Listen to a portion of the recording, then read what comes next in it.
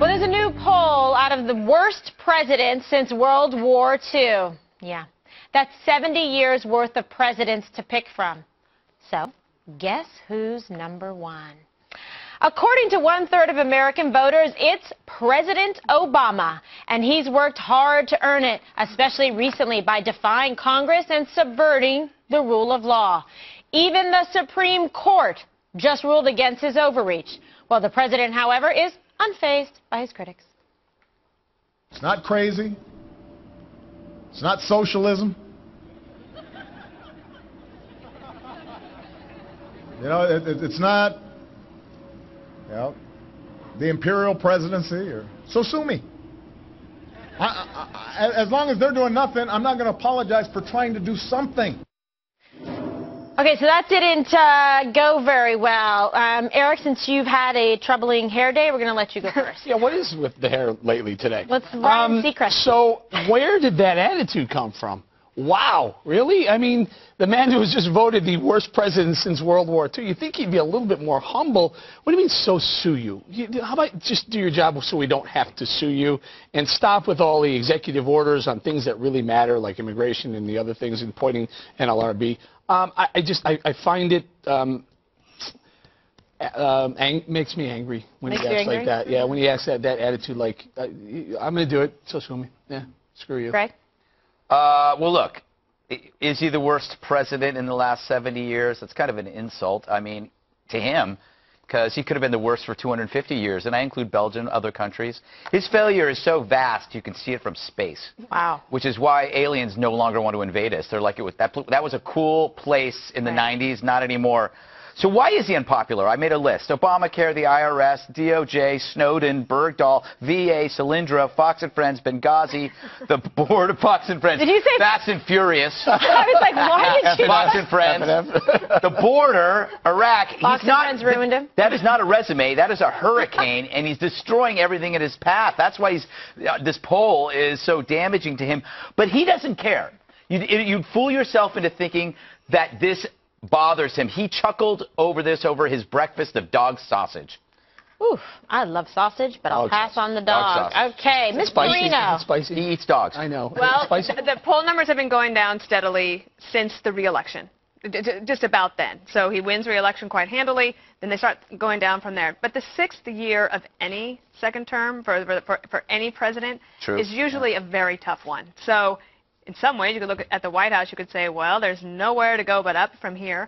It's not necessarily true because unexpected things could happen and sort of depends on either the Supreme Court maybe gives you that brushback pitch, or something unexpected happens in the world that you have to respond to, and that is actually quite likely and happening right now in the Middle East.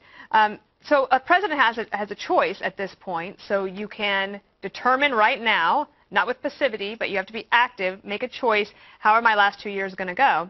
And can he find some sort of common ground, or what does he really want to accomplish in the next 2 years? Does he want to solidify a progressive realignment of America? Maybe that is what he decides to do. Or does he want to go out saying, you know what, I accomplished one major last thing in my last 2 years, and it was the thing that actually helped propel America into better economic growth.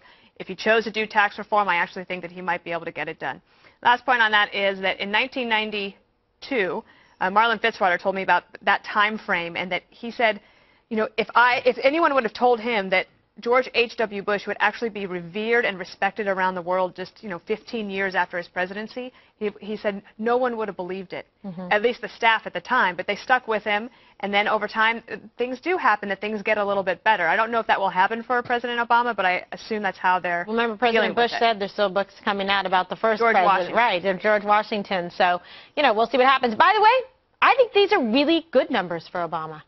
Given everything that's happened, wow, I can't even believe the numbers are this high at this point since what's gone down. What, he's the worst? I mean, honest to God, I thought the poll numbers would even be lower than that, given the number of, I know, sorry, Bob, but I really, honest to God, this is how popular the guy is, that the numbers are this good. If Bush was in and they had all of these problems, including Fox and Friends, that Greg listed off, huge problem. His numbers would be even lower. I'm telling you, Bob, I try to help you. It's, you're trying to help me? Yeah. Thank you very much. I don't need it. Let me put it this way.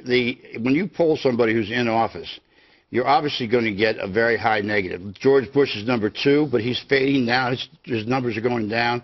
That is to say, his unfavorables are going down. And history will record this one way or another. If you buy this poll, and I assume you all do, then I went to Quinnipiac and looked at the crosstabs. And here's the reality. Unlike whoever the idiot was who put our research Bob, together. that's not very nice. Sorry, Porter, I didn't mean that. That said, move over Jimmy Carter, the picture of Jimmy Carter. The assumption being that Carter was the most unpopular. The fact of the matter is Carter is the least unpopular of everybody, including Reagan, Kennedy, and he's the best. So Wait. Wait, what? Stop. Obama has 33. Your research is flawed. No, it's not. Carter has the worst presidency, only 3%. Only 3%. I think it was 8. No, it was 3. I think it was 8. No, you're wrong. Nobody remembers him. That's why. Well, didn't that have a may be it. 6th But year. the point is that any of these polls, Correct, Dana. you would say that would Jimmy Carter be only 3%? Bob, he was the 3rd worst, is what it was. No, I think Yes, it was. No, it's wrong. It's absolutely wrong. But you know, 3rd or 4th. But the point is that I think these kind of things are just ridiculous when you do it in the middle of a term of a president. It doesn't make any sense. I agree with you, but I do think that the disdain. Get Carter's picture off there, will you? You've got enough idiocy as it is. Obama interprets the Bob, you have to get disdain chill pill. that it's a sign that what he's doing is working. Because he always saw himself as a medicine man that's feeding America this foul-smelling elixir, which is called progressivism. Never mind that the treatment is actually deadlier than the disease. With leftism, what doesn't kill you kills you. All right, so here's what it is. President Obama is rated as the worst, then it was President Bush, and then 3rd was Nixon, and in fact, Jimmy Carter was rated as the 4th worst since World War II, and he was 8%.